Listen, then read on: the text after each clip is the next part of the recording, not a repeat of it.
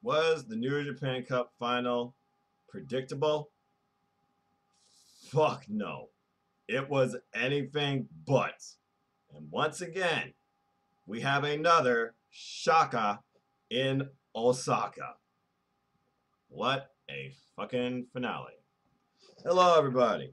I'm just a simple man, and my name is Noah Foster, and welcome once again to another simple take as we now look back at the conclusion of the New Japan Cup and our setup so far into Dominion. With that being said, there was a great tag team bout that previewed a number of the title matches to come at Dominion. We might have potential specials tag coming. Great debut, great action all around, great atmosphere with the fans finally back in attendance, and an ending that everyone is still probably going to be talking about for days to come.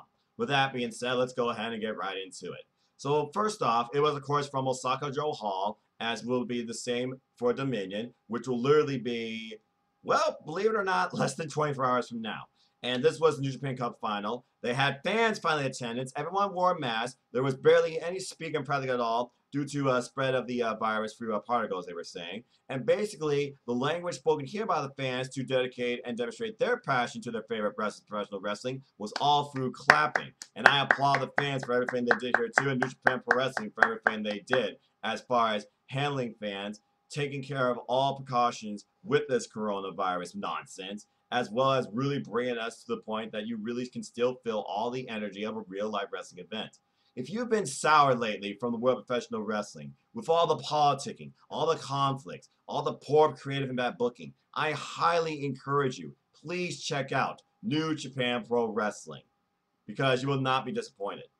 Our first match featured GBH, the team better known as the Great Bash Heels, the team of Unchained Gorilla, Togi Makabe, and his partner, which I guess makes you happy, in Tomoki Homa. They took on Young Lion duo in Yoshisuji and Yuya Uemura. Yuya Uemura has had his tiffs and fallouts with Togi Makabe. There's no thing about that. So has Yoshisuji. Yoshisuji, of course, even faced Togi Makabe in the New Japan Cup. With that being said, very good match, though, in the opening stint bit. Quick little bout, probably the shortest bout of the night. In the end, of course, the veterans won. No Kokeshi. He tried Kokeshi, didn't get it, so he did like a jumping Kokeshi. In the end, a suplex with a bridge by Togi Makabe gave the win for his team. Mutual respect all around. Once again, these young lions really showing the heart, dedication, and passion to become professional wrestlers. And with that being said, I look forward to seeing more from them. But hey, it's another step forward in their journey, because every match is a step forward for a young lion that really culminates if they can come on top in the Young Lions Cup, such as Ren Narita and Shota Umino with their incredible performances, both in losing, but now both on different paths. Shota Umino, of course, Shooter and Rev Pro on Excursion, and Ren Narita, I believe he's still at the LA Dojo training under Katsuyori Shibata and Rocky Romero, who right now is working with the LA Dojo during this time, bringing us the Young Lions break collision. Anyway, good opening match. With that being said, moving into our next tag team bout, and it would not surprise me if Great Bash Heels maybe at one point go after the tag team championship. You never know. Our next bout was Hiroki Goto and his partner, Gabriel Kidd, the latest to come to the NJPW dojo, versus the team of Ten Cozy. Hiroshi Tensen, and of course, one of my all-time favorites, Satoshi Kojima, who, believe it or not, folks, he is 49 years old and has been wrestling now for a little over 30 plus years and still brings an incredible fight. Hard-hitting competitive bout as Kidd and Kojima, they first started squaring off with each other. Kidd definitely had the speed advantage in this match, if nothing else. He is very fast for his youth and age. As this match continued, we had the vets in Goto and Kojima. They went at each other, and of course Kojima with the chops, which of course I lost count on. If anyone could ever count those chops, mad power to you. As the match continued, Kidd eventually he comes into play with a ridiculous brain buster. I must admit, he took Kojima to the limit here. But of course, Kojima, Lariato, took Kidd's head off, and the team of Ten Cozy got the win here in another competitive bout. Looks like, according to Chris Charlton, I am looking at Chris Charlton's Twitter, by the way. Please follow him, folks, if you want that connection as a wrestling fan, with also some English intake at Reason JP. Goto team with another early dojo member, now graduating, Carl Fredericks. So who knows? Maybe where Goto and Kid, if they keep this up, Kid could have very quick, bright things in his future. And again, it's a different atmosphere without chances. There were just unique claps during moments, claps for momentum, claps for welcoming in the favorite stars, and waving to, gather the attention of their favorite wrestlers, especially later in the cards we'll talk about. But again, I really enjoyed this atmosphere. This could be a revolution in professional wrestling, as I spoke with my friend Cindy G. Please follow her at simplyc_LK. Stay tuned, by the way, for the NotiQ Instagram, as she will be giving previews for Dominion if my fucking phone works. I might do that with her, but I'll also be bringing you a similar prediction video later today on Dominion with, who knows, a couple people, maybe more than that. With that being said, this was a very good competitive tag bout as well. I can see Kid and Goto maybe for the long haul being a tag team, be like a mentorship type Kid type of style, kind of like how Tiger Kid brought Young Lion underneath his wing. And Tenkozy, they're an effective tag team. They could be a force to be reckoned with. I would never count out Tenzin and Kojima. It would not surprise me if they're involved in the World Tag League again.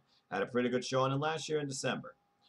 Moving on from there, we have a debut, the in-ring debut of Master Wato, as he shows us way to the Grand Master as he took on Dukai. Very competitive bout with the pre-match attack by Dukai in that weird steel pipe, but Master Wato got the better of him.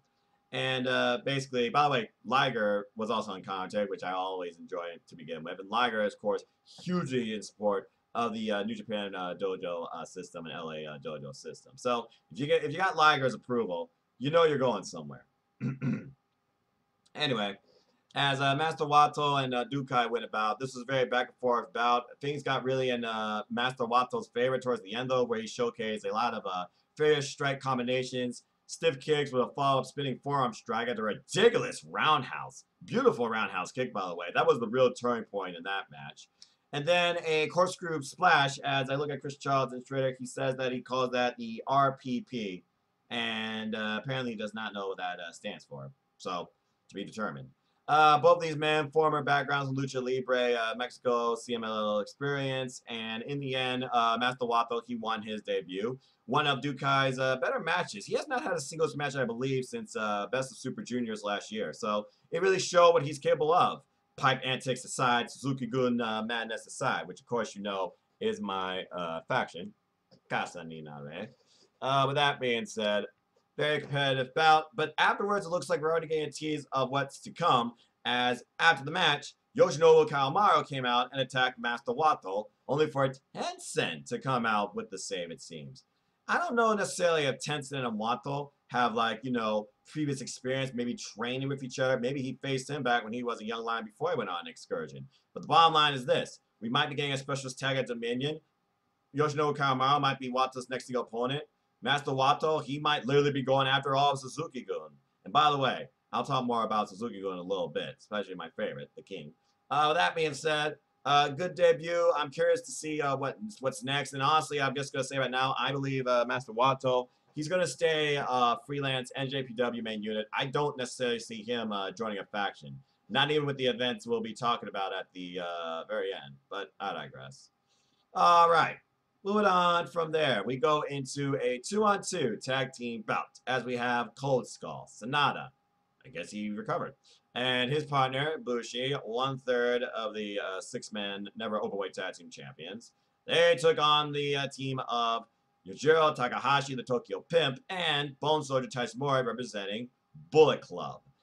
Very interesting bout when I think about what could come out here. Could we be building a feud maybe with Sonata and Taichi Ishimori? What's next for all four of these men, honestly? Bushi, of course, coming off a loss in his last tag team bout. Sonata eliminated from the New Japan Cup when I thought he was going to go all the way to the finals, and I had a huge idea for how this thing would end.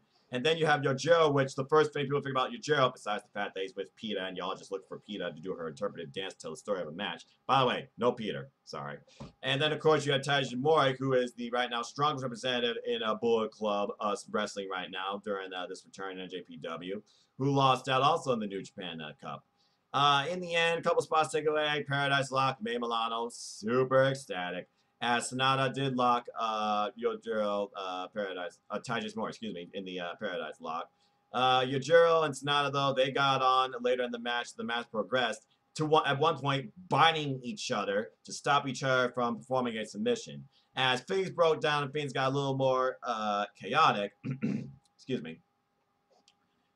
Basically, as the match came down to it, it came down to Bushi and Bushi and Yujiro Takahashi. And in the end, Yujiro, yes, folks, Yujiro got the win for his team over Bushi. I did not see that coming. So this makes me wonder, does Bullet Club now have a bid to go after the six-man never openweight tag team titles, pinning 1/3 of the champions? I will say this, Yujiro Takahashi has demonstrated a lot of promise to me since he's really been able to, show more of himself and what he can do in the ring during these quarantine times and pandemic times. With the fact that most of Bullet Club's stronger opposition, including but not limited to Chase Owens, Kenta, JY, GOD, Bad Luck Fale, I think that's everybody, currently is not wrestling because, travel issues. Because of, again, the virus affecting the world. But very interesting ending, and Sonata, why he didn't eat the pin, that is another defeat. What does Sonata got to do to get some momentum back here? And honestly, I wonder, Sonata, is he depressed? Is he disappointed? Is he just biding his time? Is he comfortable? Is he tranquilo? What's going on here with Sonata? Sonata's like the most biggest enigma to me right now when it comes to his emotional state in New Japan Pro Wrestling. And I can only imagine how he feels about the ending, which I'll talk about in a little bit. But I digress. And hey, good win for Bullet Club, and we'll see what happens next. Moving on from there, we go into a 8-man tag team bout. By the way, there was, of course, another cleaning, disinfectant break as standard precautionaries now during this time. So even if fans are in attendance, I don't know if fans will be in attendance at all events going forward or just the big ones. The bottom line is this. They're doing everything they can to protect the wrestlers and protect the people and staff, and I madly respect it. Anyway, as we come back, 8-man tag, and I'm sure this is probably the loudest claps and waves from the crowd, as we have the ace of New Japan, Hiroshi Tanahashi, and his partner, fellow tag team champion in Golden Aces, Kota Ibushi, tagging along with Blue Justice Yuji Nagata and the coach for Suzuki Takuchi. They took on my faction in Suzuki-gun, Kasa Ninare, in the team of the Holy Emperor, Taiji, Zack Sabre Jr., El Desperado, and Yoshinobu Kanemaru. And the reason that we had this change, folks, because apparently Minoru Suzuki, he was feeling a fever, and in the name of wellness and safety and good health, he was removed from these Dominion events, both this final, and he will not be involved at Dominion. Kind of makes me sad. Get well soon, King. I can't wait to see him come back and deliver his brand of violent professional wrestling on the New Japan scene. And according to what I recently read, he's actually doing better, which is very good news. So I expect to see the King back really soon. Anyway, this 8-man bout, of course, it was a preview at the forefront of the IWGP Heavyweight Tag Team Championship match that's happening at Dominion between the Golden Stars and Bloody Dangerous Tekkas in Zack Sabre Jr. and Taiji. And it was everything I would expect in a very competitive Suzuki-Gun bout, especially in the early going where the ace, he got his leg worked over badly again. That left leg, I don't know how much longer that thing can hold up. Ate a couple of dragon screws. That move gotta suck. And literally each member of Suzuki-Gun, they took their time to work over the ace as Kota Ibushi tried to break away some of that. As the match finally progresses, though, Taiji and the ace, they were in the ring, and Taiji, he goes for a buzzsaw kick. Those Kawada kicks by Taiji, good God. It gets blocked by the ace, and the ace pulls up his own dragon screw. Ouch. And he finally pulls off a hot tag to the two that you always would love to see in a classic. But not before we got Blue Justice, Yuji Nagata, Yoshinobu Kanemaru beating the hell out of each other. Yuji Nagata delivering those stiff kicks as always. Looks like he went through some cup treatment on one of his arms too. Probably from his last bout with Okada. Anyway, as these two were doing it out for a little while, then we got the classics in Kota Ibushi, the most emotionally driven, in my opinion, participant in this match, and Zack Sabre Jr., the biggest dickhead in this match, that I love, but he's also the submission master. As this match continued, both men, they welled into each other, and eventually Kota Ibushi, he gets the better of not only Zack Sabre Jr., but Taiji as well, as they try to go for a 2-on-1 offensive tactic here, after pulling off a beautiful double Pele kick, but he does get caught with a ridiculous axe bomber by freaking Taiji. As the match progressed, we finally got the coach into play here, Ryusuke Taguchi, And basically, King of Bun style, it came down to him and El Desperado as everybody else was duking it out all around the ring. And in the end, once again, El Desperado gets the win for his team, face planning the coach after stopping and also being counterintuitive smart ring awareness to some of the crazy Bun style tactics of the coach. In the end, El Desperado, he pins the coach, gets the win, and it looks like that all momentum falls on Suzuki-Gun's side ahead of the tag team title bout. But the thing about this match here was definitely afterwards, as it seems that after the match, once again, James Taylor is going to get the best of the champs, abuse the belts, abuse both of them. But it looks like finally there's some momentum now to the Ace and the Golden Star, as they were the ones standing tall afterwards, finally. Basically getting the better of Taiji in a 2-on-1 offense, and Zack Sabre Jr. just was outside of the ring incapacitated after getting a sling blade. Tag team combination, both looked on, and they took their titles, and basically, this is going to be a very competitive, emotionally driven bout. I'm sure Kota Ibushi can't wait to rip the head off Zack Sabre Jr., and I'm sure the Ace, he's going to do everything he can to preserve the integrity of these tag team titles that Suzuki-Gun has literally abused, and they don't even own them yet. I'm really looking forward to this tag team title bout, and Taiji and Zack Sabre Jr., they left pretty pissed. They got some thinking to do now. Do not take the Golden Stars for granted, even if the Ace might have a bad leg. Kota Ibushi is a whole other animal, and we have yet to see him go in that fluke state too. That very well could happen at Dominion. Stay tuned. With that being said, we go into another tag team bout, previewing this time the Never Openweight title match, as we have the Chaos faction of Toru Yano, the Stone Pitbull, one of my all-time favorites, Tomohiro Ishii, and their partner, Roppongi 3K's Sho, one half, I might add, of the IWGP Junior Heavyweight Tag Team Champions. Although that seems to be falling to the wayside since Yo is out injured for a while, and definitely like Yoshikashi, get well soon. I imagine those titles are going to be held in embargo or maybe vacated, because it seems like Sho's focusing definitely more on his singles career. And it showed here, as they took on the LIJ faction with all the gold in the double champion, Tetsuya Naito, leader of Los Ingobernables de Japón. And their partners, of course, were Ticking Time Bomb, Hiromu Takahashi, current IWGP Junior Heavyweight Champion, and, of course, the Never Openweight and 1/3 of the 6-man Never Openweight Tag Team Champions, and Rampage Dragon, Shingo Takagi. And this match gave me everything I needed for a preview, as when Sho and Shingo first opened this bout, they welled into each other, tackling each other with shoulder tackles, seeing who could get the better of the other, and eventually Shingo gets the better of them. But then Yano, he comes into play, and things just fall to the wayside. As Yano and Shingo, they duke it out as Yano goes to the turnbuckle not once, but twice. Tries to get Shingo to run into the exposed turnbuckle, didn't work. Then we have Hiromu and Yano, which surprises me. It looks like Hiromu finally got that demon off his back, or that monkey off his back, whatever the expression you want to use. Showed no fear here, as both men were going after each other's hair, pulling it. No scissors, no clippers, nothing like that. Anyway, as this chaotic match continued, it came down to Hiromu and Ishii, who duked it out for a little while here. And once again, Ishii no-selling Hiromu's offense. Once again, can you break the Stone Pitbull's will? He's willing to let you try, but can you? Well, Hiromu didn't. Anyway, as the match continued, we go back to Shingo and Sho, preview number 2. And both these men are well into each other with lariats, ridiculous lariats.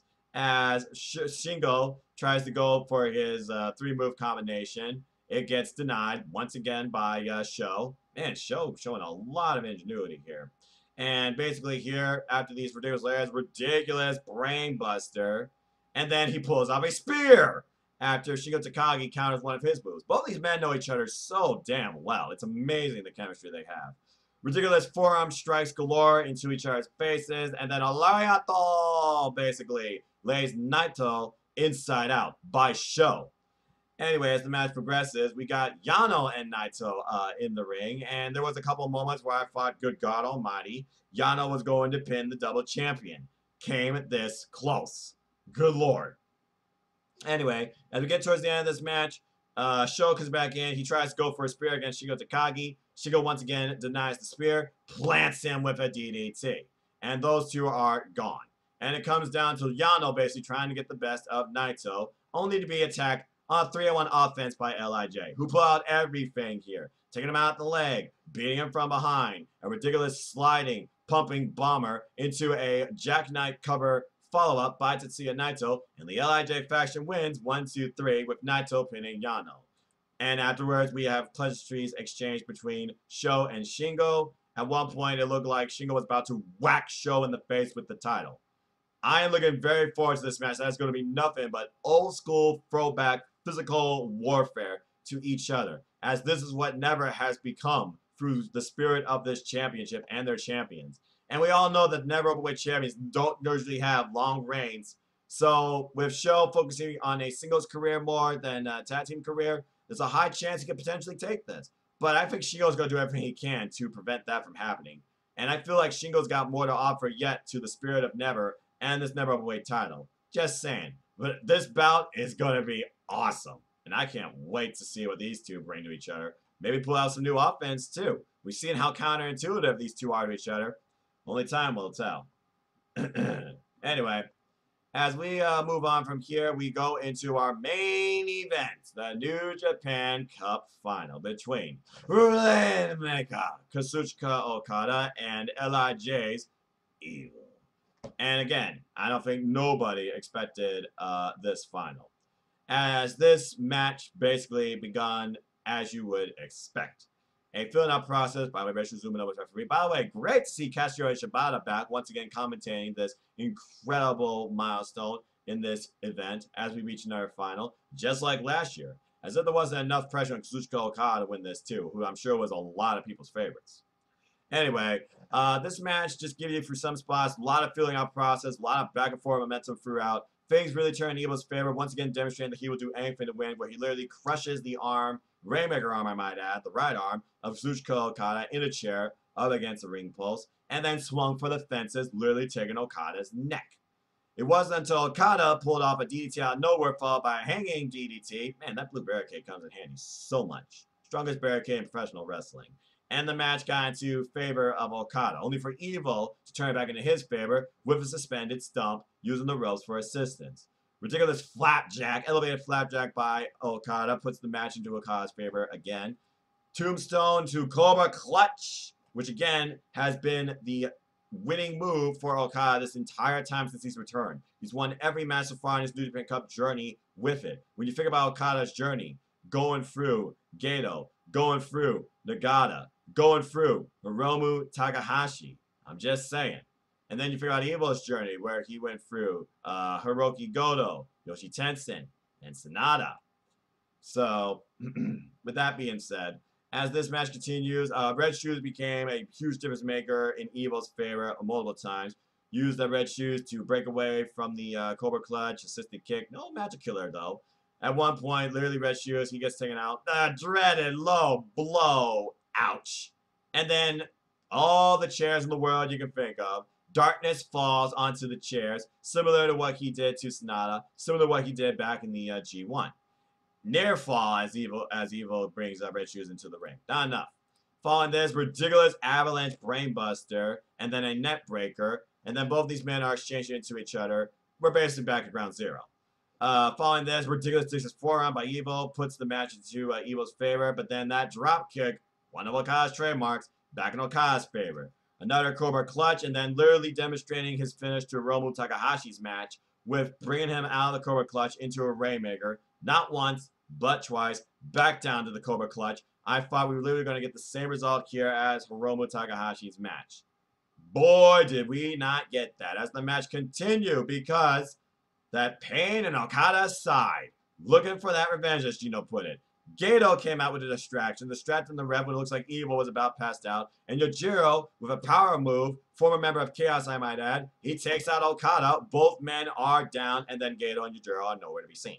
And Red Shoes like, what the hell happened? Back to ground zero. Who's going to pick it up? Who's going to get momentum? Huh? Somebody? All right. As both men finally get up, Evil takes out Okada's neck with a lariat, and then an uppercut followed by Okada back into the Cobra Clutch. And it looks like this is going to be it. This is finally it. Okada's going to win the whole thing. Did not happen. As after this, Red Shoes gets taken out again. Evil doing everything he can to survive this match. Poor Red Shoes, man. He took so much punishment in this. He doesn't deserve that. And then another low blow. And once again, Okada is incapacitated. Then we go back to shades of what he did with Sonata with the ridiculous low stomp. And then following this, Okada's literally rinsing in pain. Evil picks Okada up and finally does Everything is Evil. And ladies and gentlemen, 1, 2, 3. Evil, for the first time ever, has won the New Japan Cup. Interesting fact, by the way. Okada has always been in the main event match at Dominion. This is the first time ever he will not be. We have an all LIJ final for the double gold at Dominion. As Evil gets the trophy, he sends out a statement, and then Naito comes out basically and says now that basically he's looking forward to this match. Both men, they got a long history, LIJ, 5 years. Look like they're going to go for the fist bump. And then, what is it about Osaka when it comes to shockers? Holy shit, did not see this coming. As Evil changes from fist to this, and Evil is Bullet Club. And all the Bullet Club that's been available to NJPW at this point come out and celebrate. And apparently, Evil goes backstage in commentary and says, Okada, were you wondering why Bullet Club would show up on a stage like this? I had it all planned out. And Naito, you and LIJ, this thing with us has all rotten away. Tomorrow, you're through. So there we go, folks. Literally, the biggest shock I could imagine, when I think about the way my bracket was going, I thought it would be Sonata to turn that Dominion on LIJ in defeat against Naito. No. And I always knew Evil had this soul hostility inside him against LIJ. You could tell from the G1, for example, when he refused to do the fist bump at times. But of all factions for Evil to go to, I was thinking, Evil is Bullet Club? What? Evil is Bullet Club. I still can't believe that. And for Hiromu Takahashi, heartbroken. Because, again, these two were young lions. And Milano, literally, as they were going off the air, showing emotion, crying. I have to imagine that Milano will no longer be in that trance right now, as Evil literally has turned his back on his family, his fans, and everybody to join Bullet Club. So this just makes me wonder, since Evil was able to do what Sonata was unable to do, could Evil do what Kenta was unable to do? Could we have another shocker in Osaka? Could Evil become the double champion? Could all the power, all the gold be in control of Bullet Club once again? Is a new era on the horizon when it already seems like it started with the way this company has come back, with this most unpredictable New Japan Cup in recent memory, with the way that they're handling fans and this virus. I don't know what to believe or think anymore, but the bottom line is this. Once again, New Japan Pro Wrestling has proven to me why they are the best in professional wrestling. This was the most unpredictable, wild, insane conclusion to New Japan Cup I have ever seen. And I cannot wait to see where all this leads to. You gotta imagine Okada, he wants revenge now. He'll probably go after Gato and Yujiro in a handicap match, knowing his ego. And this really changes the dynamic now when you figure about Okada being the guy, the top guy, predictable, always the titles, etc. He's on the outside looking in, folks, and he won't be in a main event Dominion. He'll probably be in a specials tag match, probably Chaos versus Bullet Club, as the Dominion card is not fully known yet. But, man, you think about everybody that saw this and were affected, including Ravelle, who said, oh, man, I just called Milano sobbing and crying at the end of the broadcast. Yeah, me too. And by the way, thank you again, Chris Charlton, for your translations and your analysis and live tweeting throughout the event. But with that being said, folks, that's it. The New Japan Cup is officially concluded. The winner of 2020 New Japan Cup is Evil, and he is Bullet Club. So this makes me wonder, is LIJ going to have another member to bring in? People are thinking it might be Master Wato. I don't know. You got to imagine Evil's going to come out with a new look now, new theme, new dynamic, harsher, eviler attitude, if that's such a thing. But I was bloody shocked. I don't know about y'all, and I don't think anybody called, 1, Evil winning this, and 2, Evil going to Bullet Club, except for my friend Luffy on Twitter. Dang it, man, you did call it. You freaking did call it. And, folks, please follow him if you can at Luffy0702. With that being said, that concludes the New Japan Cup and my simple takes and thoughts on everything, including its conclusion. We are done here. Thank you so much, everybody, for tuning in. If you want to know more about me, know this. I'm just a simple man. If you haven't figured it out by now, I am a lifelong fan of ...